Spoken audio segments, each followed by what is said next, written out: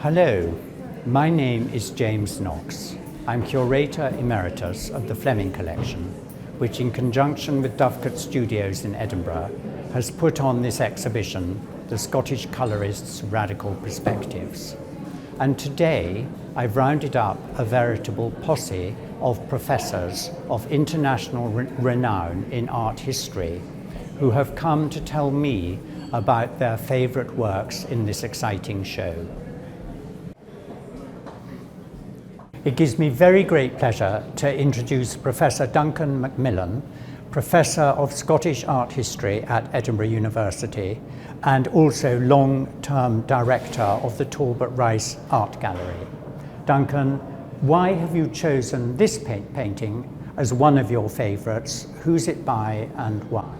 Well, this is Arthur Melville, and I think you can't tell this story without having Melville, and you have rightly included a beautiful Melville. He was a generation before the colourists, and I think his achievement, as you see it here, is a reminder that the colourists weren't just going to Paris and discovering a new kind of art. They went there as mature artists with a significant background, and Melville, who encouraged both Fergusson and Cadell to go to Paris, had himself by then developed a highly original way of painting, which you can't really say is impressionist. I think it's important to remember that Melville was taught by two of the most remarkable artists of the late 19th century Scotland, MacTaggart and Chalmers, and they were both very inventive artists. He was unusual in that when he went to Paris he saw the Impressionists and he was very impressed by them. But he didn't try and paint directly in an impressionist way because he became a watercolour painter. And I think he saw the possibility of watercolour in a way that nobody else did, and the brilliance that it can achieve. And again, looking at a pedigree which is outside France here, my theory is that he adapted a method that had been developed by the Pre-Raphaelites for achieving maximum brilliance in a painting. It was Holman Hunt who pioneered this, which is called painting wet on wet, where you have a layer of white, liquid white paint on the canvas and you drop brilliant colour into it, it keeps its colour. Millet couldn't manage it, nor Rossetti, because it ran all over the place. But Melville adapted this to watercolour so that he achieved the kind of brilliance you see here by using pure pigment dropped not into white oil paint but into Chinese white. And the result is that you get these areas of a very intense colour which are not muddied by brush movement. And that was the point of this system, was that your paint just sat by itself. It didn't have any intervention. And the brilliance of this colour reflects, I think, that sort of technique. Do you think this his whole science of colour and the aesthetic results of that impacted on the young colourists? Absolutely, I think. But my point is that there was a route to this which didn't depend on their going to France. You know, they went to France with some predisposition to understand what was going on there.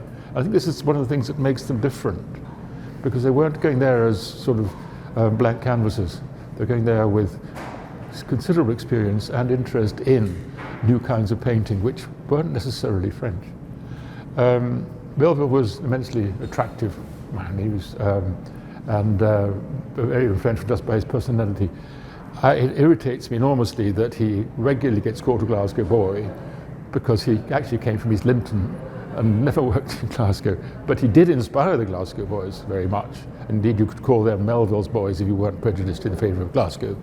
But the sort of originality which you see in a picture like this is outstanding in the late 19th century. And this was inspired by a trip to Spain, wasn't it? Yeah, he travelled to Spain and North Africa, and others followed him, where he found the kind of light and brilliance that he wanted to paint, really. And choosing an orange market gives him straight off complementary colours, oranges on a blue sea.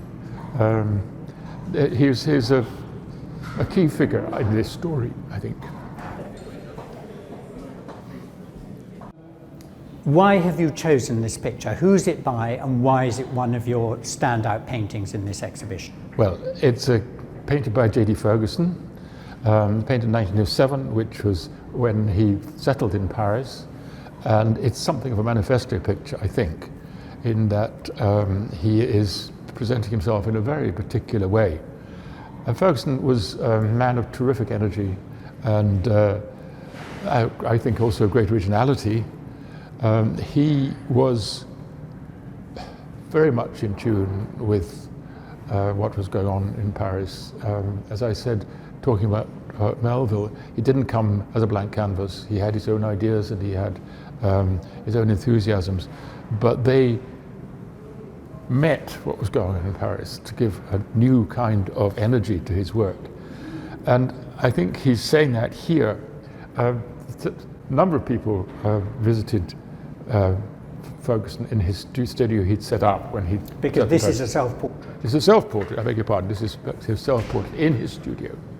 And the people who visited his studio commented on his studio that it was painted white, it was austere, and it was scrupulously tidy, not a typical artist studio at all. But this was really a declaration of intent that he was going to seriously tackle the business of art and not be distracted. Although earlier work shows the wonderful picture on the wall there of a lady with this flamboyant hat. I think life in Paris was quite distracting, and he had, in a way, not turned his back on that, but said, I'm going to have this almost monastic place from which I'm going to forge a new kind of art. And one of the striking things about this as a self-portrait is that he's actually not in the middle of the picture. He's not looking at us. He's actually walking off. And he's looking out of the picture into the distance. And the studio, you see the wall, of course there's a lot of colour in it, but it's actually a white wall, and the colour is from the reflected light of various sorts, and it gives a richness to the image. But I think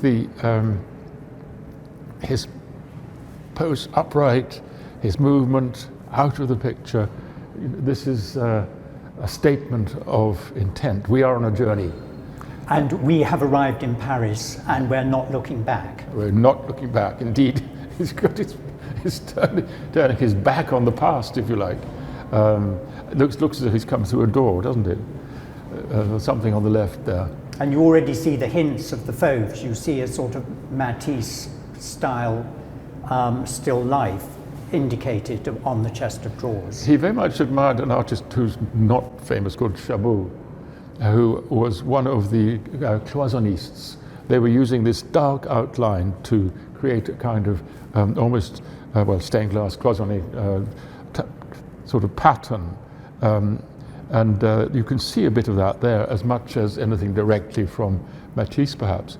But and of course, the whole way he uses his palette, the freedom of the brushstrokes. These are things which reflect contemporary, the latest contemporary art in Paris.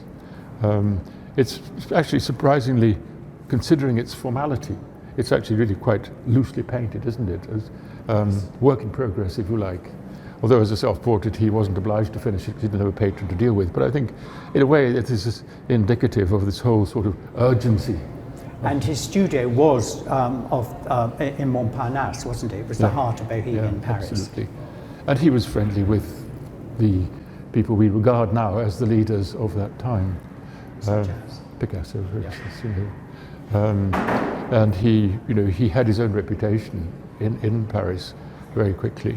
He became I mean, some of his work in the next really 3 years shows not just that he was following very closely behind innovation, but he was actually part of innovation, because he became very preoccupied with the philosophy of Henri Bergson, which was actually a key intellectual structure behind what was happening in Paris.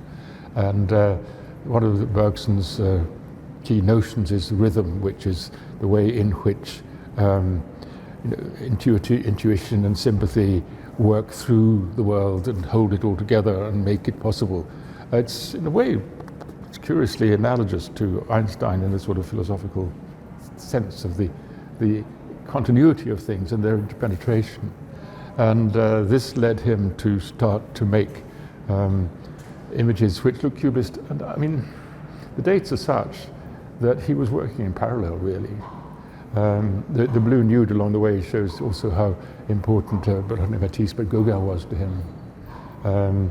Because while this is austere and pure, sex was a very important part of Fergusson's iconography and life, but not as an aside, but as a representation of creative energy, which I think there's a sort of, I have a feeling it all got ironed out by the tragedies of the First World War, but the notion of the relationship between sex and creativity is something that Fergusson, like Picasso, D.H. Lawrence, they were exploring at this time. You don't see it in this picture, but you do see it later on.